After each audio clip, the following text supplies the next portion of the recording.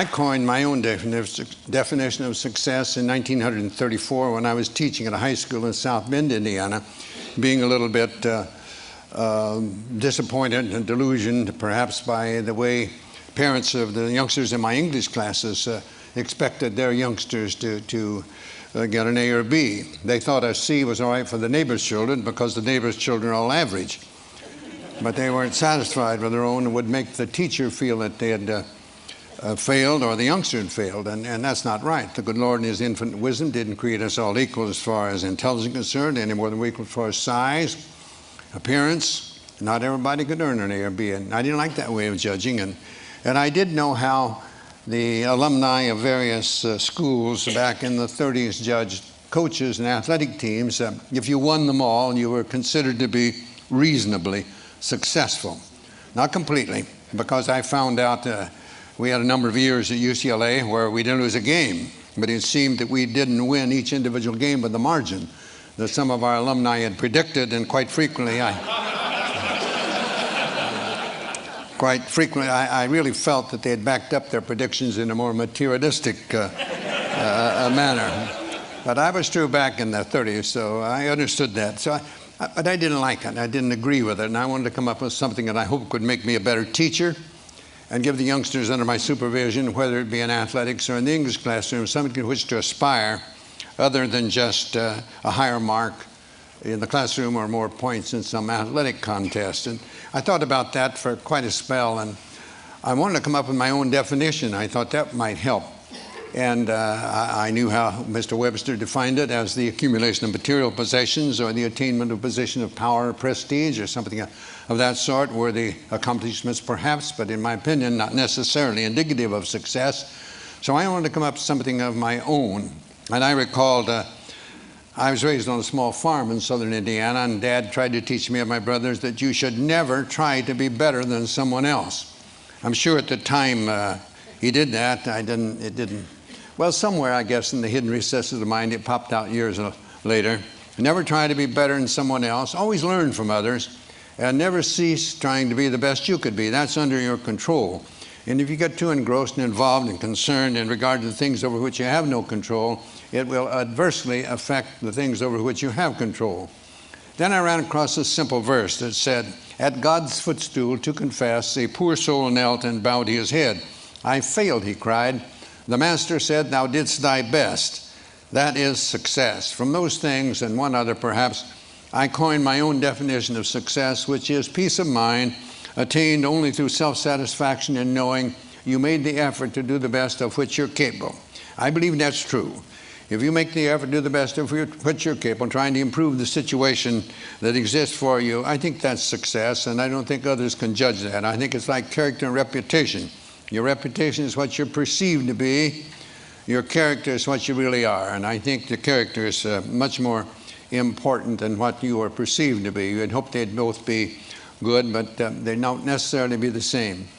Well, that was my idea of what I was going to try to get across to the youngsters. I ran across other things. I love to teach, and it was mentioned by the previous speaker that I enjoy poetry, and I dabble in it a bit and love it. And there are some things that help me, I think, be better than I would have been. I know I'm not what I ought to be and not what I should be, but I think I'm better than I would have been if I hadn't run across certain things. And one was just a little verse that said, no written word, no spoken plea can teach our youth what they should be, nor all the books on all the shelves.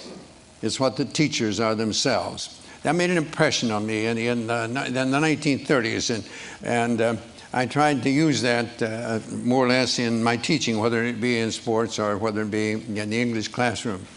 And I love poetry and always had an interest in that, and somehow, and maybe it's because Dad used to read to us at night with a coal oil lamp. We didn't have electricity in our farm home, and Dad would read poetry to us, so I always liked it. And about the same time that I ran across this one verse, I ran across another one that someone asked a lady teacher why she taught, and she, after some time, she said she wanted to think about that, and then she came up and said, they ask me why I teach, and I reply, where could I find such splendid company? There sits a statesman, strong, unbiased, wise, another later Webster, silver-tongued. A doctor sits beside him whose quick, steady hand may mend a bone or stem the lifeblood's flow. And there a builder, upward rise the arch of that church he builds, wherein that minister may speak the word of God and lead a stumbling soul to touch the Christ. And all about a gathering of teachers, farmers, merchants, laborers, those who work and vote and build and plan and pray into a great tomorrow. And I may say, I may not see the church or hear the word or eat the food their hands may grow, but yet again I may. And later I may say, I knew him once. And he was weak or strong or bold or proud or gay. I knew him once, but then he was a boy. They ask me why I teach, and I reply, where could I find such splendid company?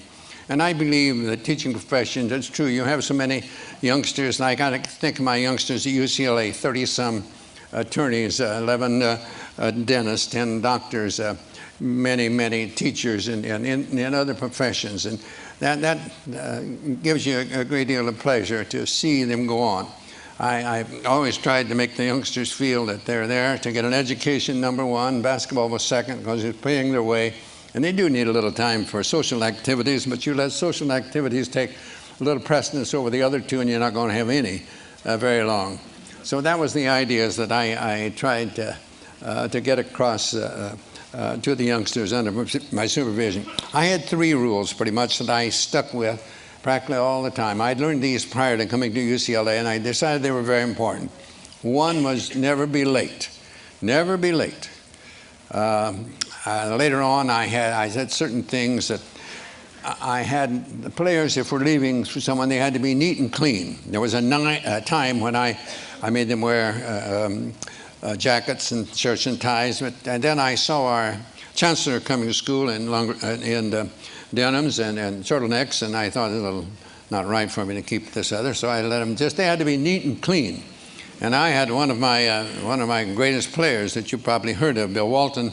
He came and gets the bus. We were leaving for somewhere and to play, and he wasn't clean and neat, so I wouldn't let him go. He couldn't get on the bus. He had to go home and get cleaned up to get to the airport if he could. So I was a stickler for that. I believed in that. I believe in time, very important.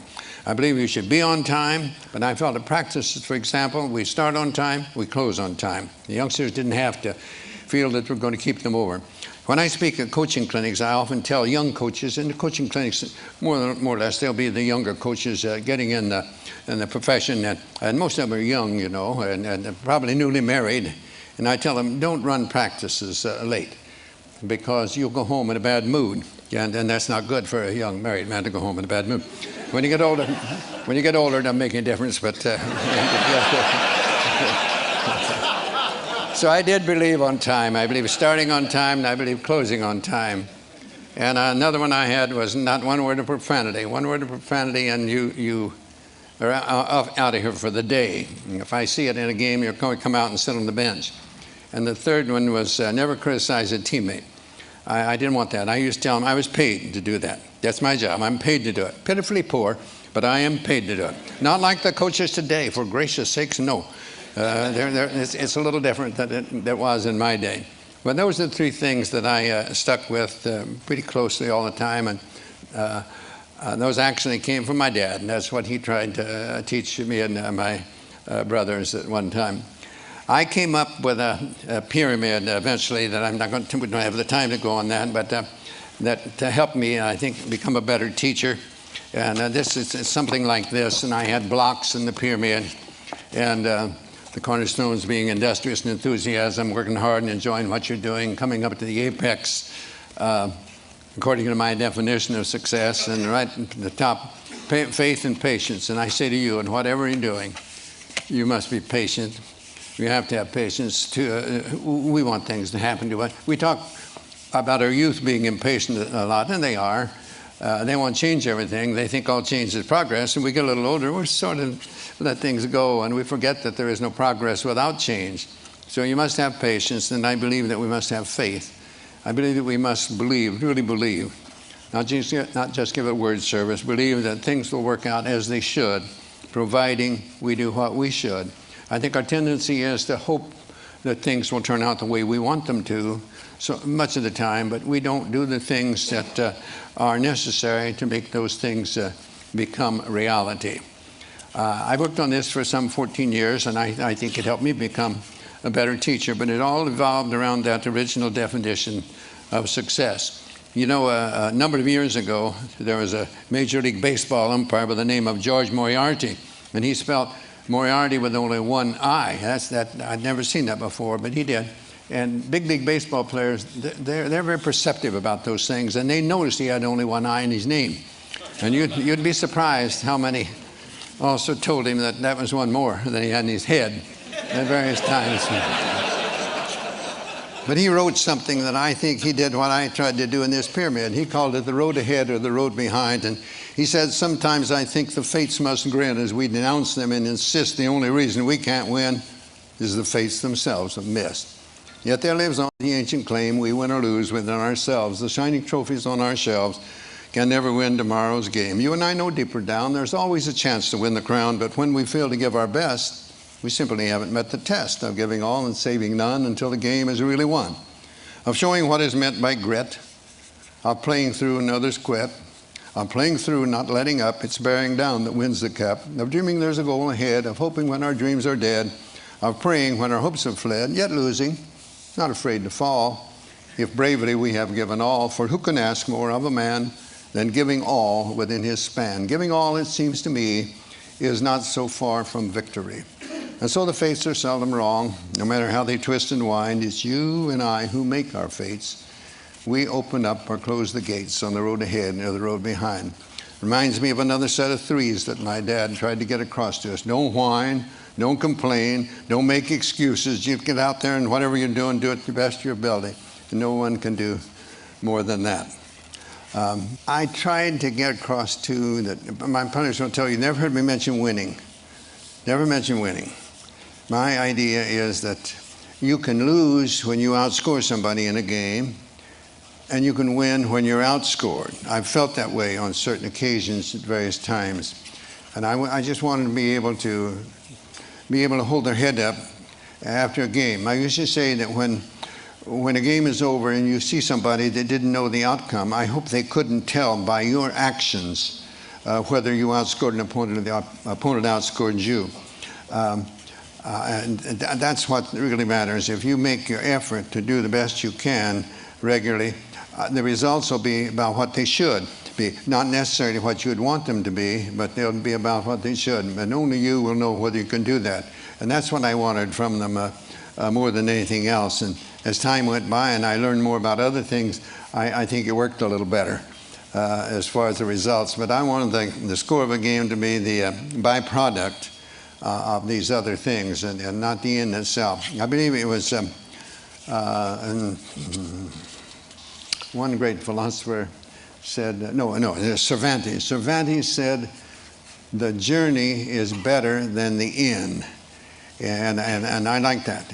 I think that is. It's getting there. Sometimes when you get there, there's almost a letdown. But it's getting there that's the fun. I like to, as a basketball coach at UCLA, I liked our practices to be the journey. And the game would be the end result. And I'd like to go up and sit in the stands and watch the players play and see whether I'd done a decent job during the week. There again, it's getting the players to get that self-satisfaction, knowing that they've made the effort to do the best of which they are capable. Sometimes I'm asked who was the best player I had over the best teams. I can never answer that.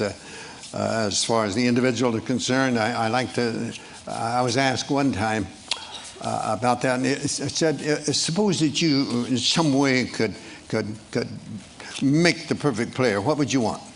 And I said, well, I'd want one that knew why he was at UCLA and to get an education. He was a good student, really knew why he was there in the first place.